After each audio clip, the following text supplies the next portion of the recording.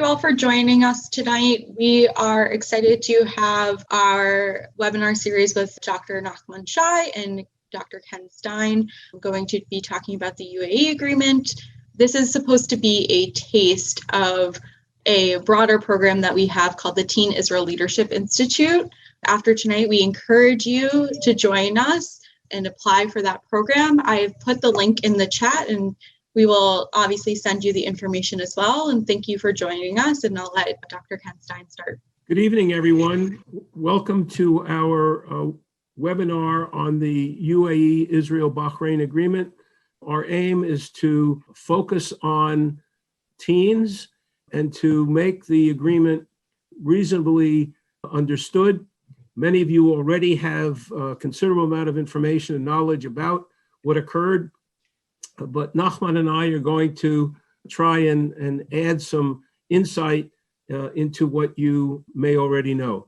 A brief word about the Center for Israel Education. We are an Atlanta-based institution, not connected to Emory University. We basically focus on trying to enhance people's understanding of modern Israel, its people, society, and culture. Most of our work is shared with the international community at our website, www.israeled.org. We are in the business of working with educators, working with teens, working with clergy, working with Jews and non-Jews, working with Spanish speakers. And the whole goal is to have people have a better understanding of what is modern Israel, why it came into being, and the Jewish quest for self-determination. I'm pleased tonight to have with me, or have with us, Dr. Nachman Shai. Nachman is a veteran Israeli media newspaperman. He was the spokesman for the IDF during the Gulf War. He was a member of the Israeli Knesset for 10 years. Last year, he was a teacher, a professor. He taught 2 courses at Emory University. And presently, Nachman is teaching a course each semester, I think, maybe 2 this semester and 1 next, at Duke University. I am a 43-year veteran of Emory University, having come to Emory in 1977 and been involved in teaching the history of the Middle East, the Arab-Israeli conflict, focusing on U.S. foreign policy and the origins of the conflict.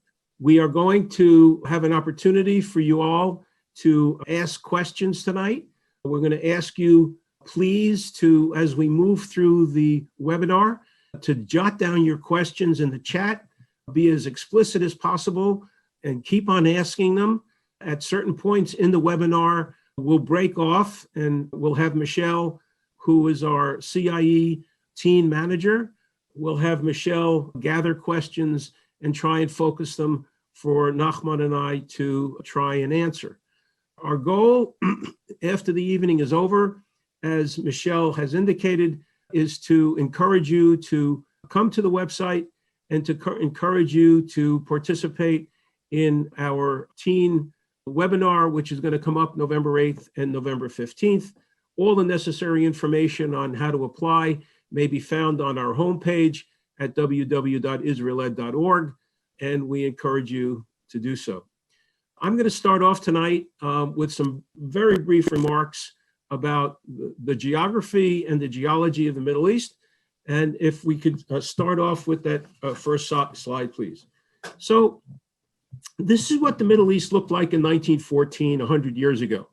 What is very evident is that the geography of the region is exactly as it is today, in that the sense is that the Red Sea and the Persian Gulf, please go back, Michelle, so that the Red Sea and the Persian Gulf are critical. They still are terribly important when it comes to the flow of oil and the access to Middle Eastern oil. The Black Sea, which you see up north, that's north of the Ottoman Empire. That became terribly important for the Soviet Union and is similarly become very important for Russia. The Russians and the Soviet Union and Russia under the Tsars needed to go through the Black Sea in order to get to the Mediterranean. The Suez Canal that was built in 1869, which you see just to the right of Cairo on the map, that became a major artery of access to and through the Middle East. The Suez Canal itself cut down the transit from India to England by 43%.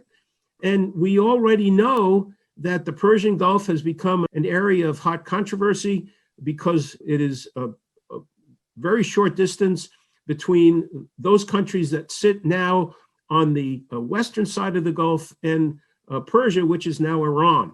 One of the major reasons that we'll learn about from Nachman later is that the Israelis found it tasty and inviting to participate in an agreement with the United Arab Emirates was because of its location, but we'll get to that in a moment. The last point I want to make here is notice that the countries of the Middle East, Syria, Iraq, Jordan, Palestine, Israel, the Persian Gulf states are not there on the map.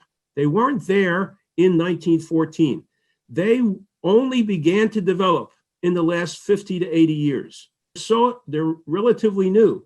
And as a consequence, because of the relatively new, they have not really developed nation-state identities. The ability for people to have an allegiance to a nation-state rather than to have allegiances to individuals. The three exceptions would be Persia, which became Iran, Egypt, which has been there historically, and the area which is now Palestine, which the Jews had a state twice going back into ancient times. So those are the three states or the three nations that have a historic identity to the region. This is now the map of the Middle East.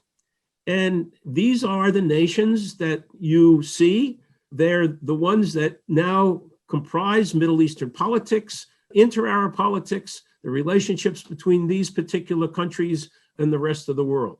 Let me let you dwell for a moment on this map before I move forward so you can see that the Ottoman Empire up north has now become Turkey. You can see Persia has become Iran. You see Egypt is still there. And you see Israel along the Mediterranean coast between Egypt in the south and Turkey in the north. The Black Sea is still terribly important for Russia. So is the Red Sea, being able to go to and through it. And the only other point I would like to mention about this geography is if you look at the southern portion of the Arabian Peninsula, look down where Yemen is and see how close Yemen is to the Sudan. Look how close Yemen is to the Horn of Africa. So having access to these choke points becomes terribly critical for international affairs, becomes terribly critical for the United States or for Europe or for Russia or for anyone who wants to go to and through the Middle East.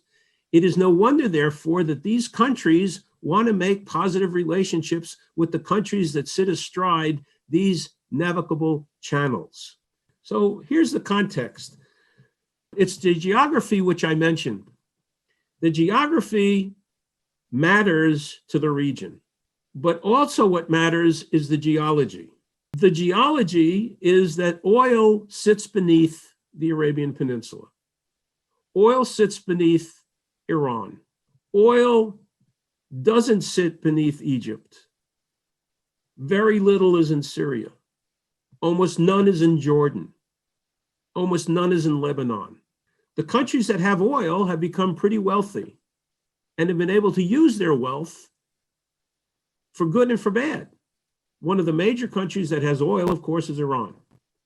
And most recently, the geology discovery has shown that there are vast amounts of gas, natural gas, that sit underneath the Mediterranean, that are adjacent to Cyprus, that are adjacent to Greece. And strangely enough, just in the last 3 or 4 weeks, the Lebanese and the Israelis have begun to talk about what is the border between Lebanon and Israel that will make a difference about who has access to that gas. That gas can play a very instrumental role in converting into petrodollars that will help fund and fuel the economies of the region. Back in the end of World War II, just before Israel came into being, Israel was attacked by its Arab neighbors. When the war was over, Israel didn't have relationships with those Arab states. As a consequence, the Israeli prime minister decided he was going to reach out to the periphery. He was going to reach out to Turkey, to Iran, to Ethiopia, and create positive relationships with them. After the 1948-49 conflict, Israel still was not at peace with its neighbors. It took Israel another 30 years to reach an agreement with Egypt, its neighbor.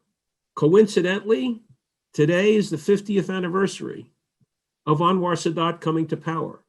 Anwar Sadat put his hand up and said, I'm tired of relying with the Soviet Union. I'm tired of socialist economy.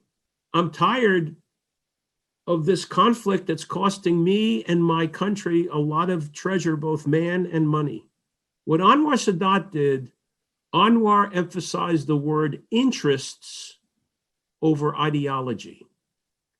He was no longer committed to what his predecessors were in Egypt, namely the eradication of the state of Israel and the restoration of Palestine. He wanted to restore what was in Egypt's interest, namely only Sinai.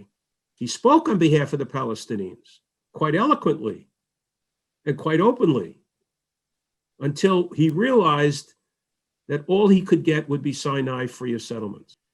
The coincidental element of this is what the UAE and Bahrain have just done.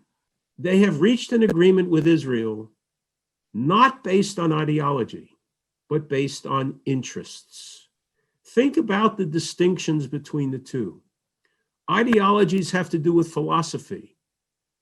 Ideologies have to do with a commitment maybe to a religion or to just one single belief system. Interests can be multiple. They can have to do with security. They can have to do with economy. They can have to do with the welfare of the population, but they aren't bound by ideologies. That's, in my view, what makes this agreement between Israel and the UAE and Bahrain so important. It's with a pleasure now that I turn the podium, the microphone over to my friend and my colleague, Nachman Shai. Thank you very much, Professor Stein. It's a pleasure to be here. Good evening, everyone. Talking about history, I would say that this is an historical breakthrough in the Middle East, and especially in the relationship between Israel and its neighbors. The Abraham Accord bring to life a situation which was actually under the table or beyond the screen somewhere. Suddenly it moved from black to light, from the world of intelligence organizations to open and public diplomacy. Israelis have been to UAE and Bahrain in a way for over 20 years, doing all kinds of things. But now it became official, and that's what makes it so important for us and for the Middle East. In the Abraham Accord themselves, there is a normalization of relations, security and intelligence partnership, economic cooperation, Israeli high-tech, Israeli agriculture companies, and a lot of, I would say, opportunities that Israel can offer now to UAE and to Bahrain, and hopefully to other states as well. What I liked very much in what Ken said is that there are strong interests here.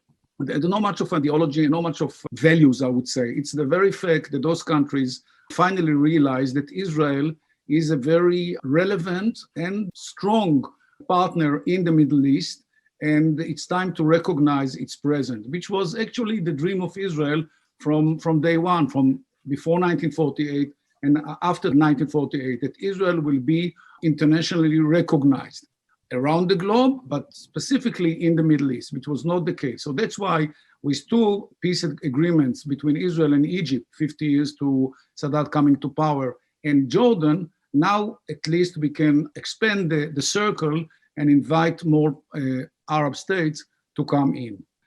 You can see, again, Ken already spoke about that, the question of how important it militarily to Israel, because from UAE and Bahrain, there is a almost direct access to Iran.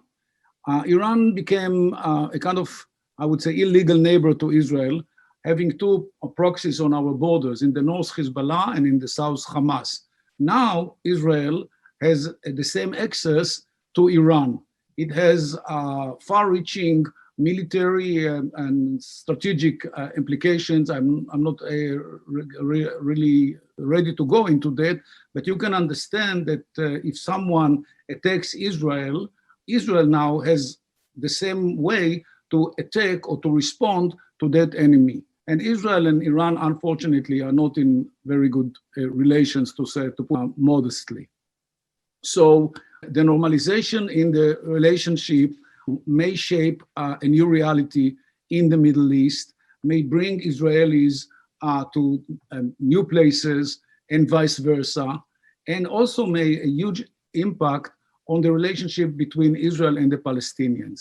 And I have to be very clear, Israel has to solve this long-time conflict between itself and the Palestinians. It's time to get a certain solution. But unfortunately, it hasn't worked so. And the Palestinians not only were constantly saying no to any proposal submitted to them, but also were able to foil any relationship between Israel and Arab states. By recognizing Israel, UAE and Bahrain are saying something very clear. We care very much for the Palestinians, but we care more for ourselves. We now see the future of our people, and we want to go forward. And for that, we need Israel. So with all the respect to the Palestinians, with all the sympathy, the priorities are first UAE and Bahrain, and then the Palestinians, which makes a huge difference in comparison with other Arab states that refused to take such a position in the past years. So in the core of the agreement between UAE and Israel, you see the pictures of the Prime Minister of UAE and Prime Minister of Israel. The idea is of peace for peace. Israel hasn't made any concessions, and the same about UAE. I mean, Israel can offer peace and get peace in return, which is also very significant in the relationship between Israel and its neighbors. No withdrawal from territories. Yes, Israel will have to suspend the idea of annexing territories. In my view, it's the right position anyhow. That will not be done soon, which is fine, because by that it will not block the way for any reconciliation between Israel and the Palestinians.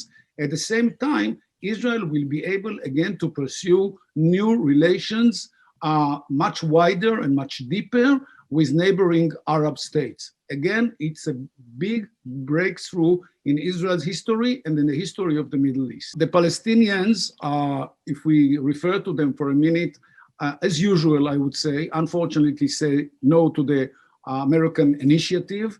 They say no to the American plan. And as we used to say, they've never missed an opportunity to miss an opportunity. They are led by by an old leader that is unable to make decisions at this stage, but at the same time refuse to let someone to replace him and maybe to open a new chapter in the relationship between Israel and the Palestinians. It's time for the Palestinians to recognize that the reality has changed. They have to be more flexible than ever before, and the step taken by UAE and Bahrain carries a strong message to the Palestinians. If you don't move forward, you'll go backward. Not only that you wouldn't gain anything, you will just lose it. And I'm afraid, as an Israeli that would like to see a certain advancement in the relationship between Israel and Palestinians, that we are not going to see anything of that kind in the next at least few months or maybe years to come. It's time for the Palestinians to realize that Israel is there to stay as an independent state. And after this historic agreement between Israel and UAE and Bahrain, also with strong ties between Israel and its neighboring countries. Now we have Egypt, Jordan, UAE, Bahrain, and hopefully more Arab and Muslim countries may join in. On the list, we can see now maybe Sudan, maybe Saudi Arabia, maybe Qatar. We don't know yet who, but there is a kind of a new atmosphere in the Middle East, which may bring in new countries. I can also see new alliances between Israel and its neighbors, like the one that already exists between Israel and Saudi Arabia, where there is a common enemy, which is Iran. So alliance of Israel, Egypt, Saudi Arabia is quite a frightening message when it comes to Iran. Of course, as we all know, Turkey and Iran are not very excited about these new developments. They'll do everything to break those alliances and to interfere with the relationship between Israel and its neighbors. It's not new, but I believe we can overcome it. As I said before, we can sense a new atmosphere and a new stage in the history of the Middle East. Thank you very much, Ken. Let me amplify a little bit of what you said, and let me also try and answer a couple questions which appeared in the chat. One of the questions is, what are the components of normalization? What is normalization? What are the elements of normalization? Well, if you, for comparative purposes, you take a look at the United States and Canada, or you take a look at France and Belgium, or France and Luxembourg, or take a look at Brazil and Argentina. Those countries have normalized relations. They have open borders, they have economic trade, they have trade agreements, they have agreements about immigrants. Can they come in? Can they not? They have cultural relations. They have sometimes military alliances that have an impact not only upon those two countries, but upon others. So normalization means doing something that is easy to do because you have a common interest.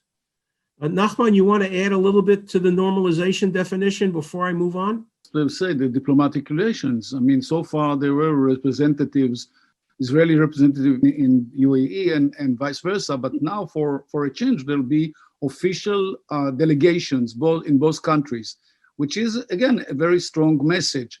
I don't know if the embassy will be in Jerusalem or in Tel Aviv, hopefully in Jerusalem, but still the very fact that there'll be an embassy, a flag, those signs carry the message that UAE recognizes Israel as a state, something that we've been trying very much to get from other states, and it comes slowly but steadily.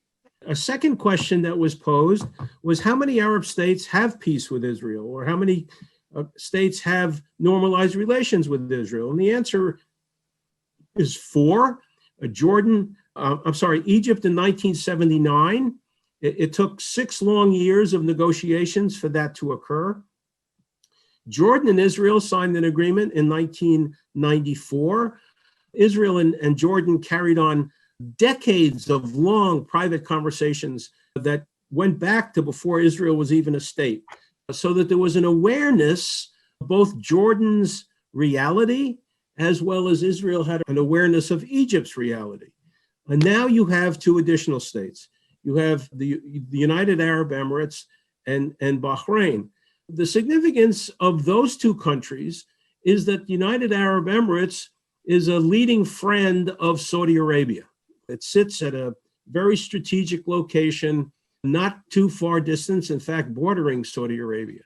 Bahrain is a very tiny country, sits on the Persian Gulf.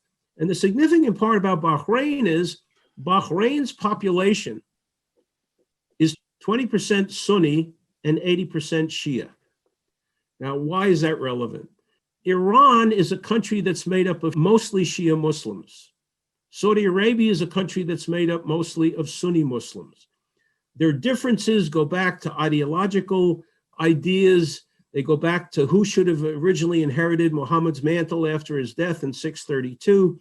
It's a little bit too detailed to go into here. But Bahrain's willingness to join in suggests that it's joining in not only because of military reasons, or not only because of its concern about Iran, but it's worried about its particular location. Now, what we have to say about Bahrain, and we have to say about the United Arab Emirates, both of them have very positive relations with the United States. They have warm relations that go back in time. And they have military relations, which are terribly important for the United States in terms of its presence in the Persian Gulf. For new relations to exist between Israel and the UAE and Bahrain, what is it that you need as prerequisites? And here I'm trying to run a comparison with what Nachman said about Israel's relationship with the Palestinians. Both Israel and the Palestinians know what the details are in agreement. They know what each other wants, and they know what each other's handicaps are. What you need for two sides to reach an agreement, you need trust. And you can't build up trust while you have violence going on between the sides. And violence doesn't have to be physical violence. Violence can be mental violence. Violence can be ideological violence. Violence can be how your TV and how your radio stations and how your religious leaders are treating the adversary on a weekly basis. So in order for Jordan to reach an agreement with Israel, there was no violence that went on prior to those negotiations in the late 80s and the early 90s. Before Israel reached its understanding with Egypt, from the end of the 1983 war through 79, there was no violence between those two countries. Now, they didn't exactly like each other publicly, but there wasn't any physical violence. If you're going to create trust in the other side, they have to believe that you're willing to lay down your sword. A fourth major ingredient, and Nachman alluded to it, you need leaders who are willing, courageous, have vision, and the most important of all, they have to be willing to make trade-offs. They have to be willing to exchange something that is so very dear to them, that is so essential to the other side. If you cannot make trade-offs, Menachem Begin gave up Sinai that Israel took in the 67 war. He gave up Israeli settlements. It was so terribly important for him to have both. Anwar Sadat gave up the refusal to recognize Israel. Anwar Sadat was admonished by his Arab brethren, no peace, no recognition, no negotiation. And Sadat put his hand up and said, I need to put my national interests first. That's my trade-off. Nachman, anything you want to say about new relations, what's required? Let me ask you the question. How would Israel, for example, build a relationship with, let's say, a country like Qatar that's sitting in the Persian Gulf and is considered now a major funder of Hamas? What would it take for Israel to embrace a country like Qatar? There are quite a number of additional countries that Israel have, I would say, quiet, tacit relations even now, led by usually by the Mossad, the Israeli intelligence agency. Israelis are traveling there and develop relations with those countries on a number of levels: economic, commercial, and of course intelligence and security. And it goes much beyond the two states that already recognized Israel and now pursuing diplomatic relations with us. What we are hopeful is to see more countries joining in, bearing in mind that they are not the first. Sometimes to be the first is the hardest. And as you said, Ken, it's a matter sometimes of a leadership. You need one leader and a leadership to lead others to follow. And Mohammed bin Ziyad took that role upon himself. He's not afraid of anyone. Let's just clarify, he's the head of the UAE. And he's not afraid. He has enough money to buy half of the Middle East. And he's ready to absorb everything from everywhere in order to build his new country. And if Israel is ready to offer and he's ready to get, that's a done deal. That's exactly what we believe in this situation. That's why I assume that more countries will join in. And let me tell you another figure. 1.7 billion Arabs live around the world, in many states, scores of states. And there was a barrier so far. As long as we don't settle our relations with the Palestinians or with the neighboring states, Muslim countries will not join in. But now I think that something happened. Something significant happened. And so probably Israel will be able to build relations with Indonesia, with Malaysia, internationally huge countries with a lot, again, to offer and ready to get from Israel.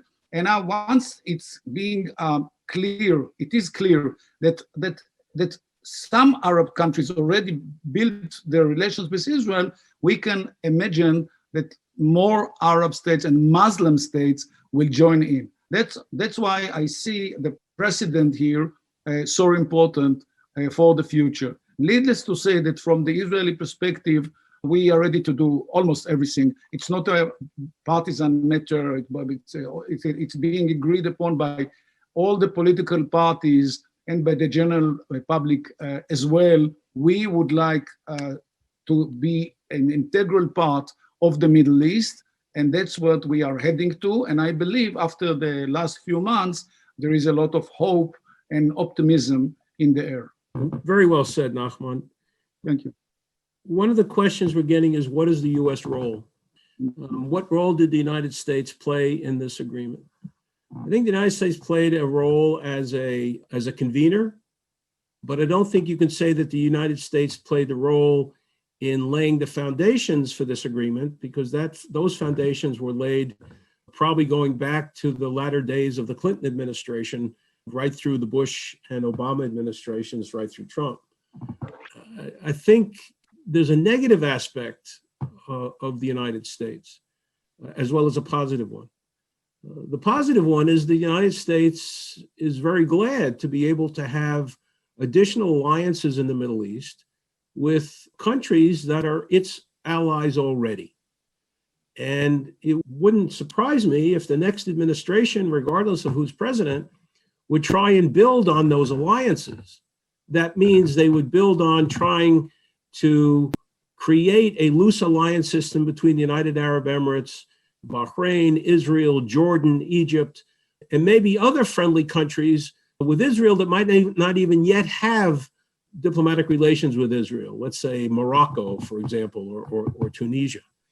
It's very important for the countries of the region to feel a measure of security. The other negative part is that the United States, since America's involvement in the war in Iraq in 2003 and our engagement in Afghanistan and in Iraq with large numbers of soldiers and $9 to $12 billion in expended costs and needs, the United States decided already in the latter part of the first Obama administration that it was going to begin to wind down its physical engagement in the Middle East, to find ways for the United States to become less a policeman of the region.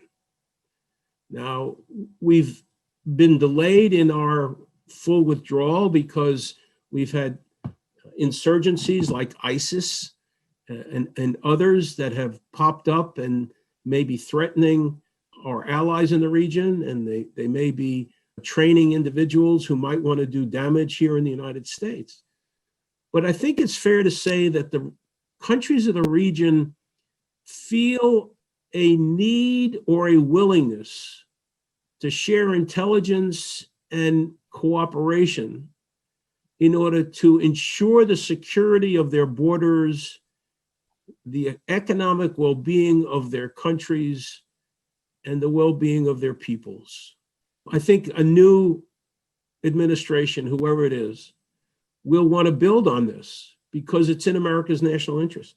And it's hard to say that the U.S. doesn't play a role. It does, but it's not playing an active role like it did in the 50s and 60s when it tried to create alliance systems that were focused basically on the United States, and these countries were satellites to us, like the Central Atlantic Treaty Organization.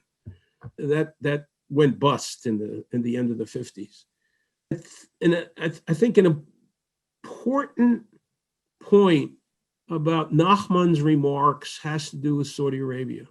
Saudi Arabia has a long-term history of a positive relationship with the United States. But it also has a long-term history in that positive relationship with the United States of not accepting Israel as a state. That goes back to Franklin Delano Roosevelt and to the Saudi leadership in 44, 45, or 43, 44, 45. It's very difficult for the Saudis to change course with that long-term attitude. The Saudis also have another major consideration that Saudi Arabia sits in control of the two most holy cities in Islam, Mecca and Medina. How will the rest of the Muslim world view Saudi Arabia if it accepts Israel as a Jewish state? That's a very important consideration for the Saudis. And I would not rush to judgment to assume just because Bahrain and the UAE are neighbors that the Saudis are automatically going to say yes and say yes right away. You have a leadership in Saudi Arabia that's in their 70s. Now you have a younger generation that is demographically different. Now they may be more willing than will the older generation that's 50 and 60 years older. So I would add this to a conclusion, and then I want to turn it back to Nachman. I think a big mistake was made in Israel after Egypt signed its treaty with Israel in 79. And a big mistake was made amongst many Jews throughout the world that somehow the Muslim world was now going to be thoroughly embracive of the state of Israel. And that did not prove to be true. It takes a very long while for populations to change their outlooks, particularly if they have adopted one for a long period of time previously. So I'm not as optimistic about the numbers of states coming forward very quickly. I think they all have to do it in their own time and take a look at the impact of what that acceptance of Israel will have for their own countries domestically, because they all have domestic constituencies that are a little bit different. Nachman, you want to add something? Please do so. Yeah, I think that we appreciate very much the contribution and the role of the United States when it comes to this agreement. I'm not taking any political side now, but I have to congratulate and to praise the present administration. They've been working very hard towards this end, and they succeeded, and the credit should go to them. I'm glad it finally happened. It took almost 3 years. And from that, whoever is going to be the next president of the United States, I'm sure that he will take it further, and he will use this opening and this opportunity. But again, I know that the White House, the president, Jared Kushner, and others have been working very hard in order to convince UAE, Bahrain, and other partners in the region to finally accept this agreement, to formulate and accept this agreement. And we in Israel feel a lot of gratitude towards the people that have been so much involved, and I believe contributed something, as I said before, very significant to the future of the Middle East. Well said. One of the young attendees, participants, asked a very significant question: is there a distinction that can be made between the leaders who are embracing each other and the populations in the street?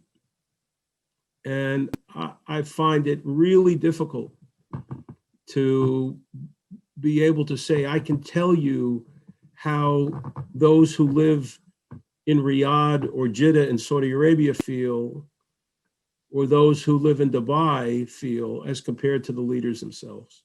We do know from polling data that's been taken recently that while 20% of Bahrain, it's a small population, less than 2 or 3 million people, the 80% of the population, according to a survey done by an element or a group that's part of the Washington Institute for Near East Policy, FICRA Forum, which is a terribly, terribly important institution, the Washington Institute, in terms of talking about American foreign policy, and an element within it which talks a little bit more about what goes on in the Arab world, the case was clearly made that the Bahraini general population is not thrilled by this agreement. And I think here again is my yellow cautionary light. You have to have a beginning, you have to start, and it takes time for people's attitudes to change, but it's all necessary. I would say one word about leadership. Yes, and the people in the street, the men in the street.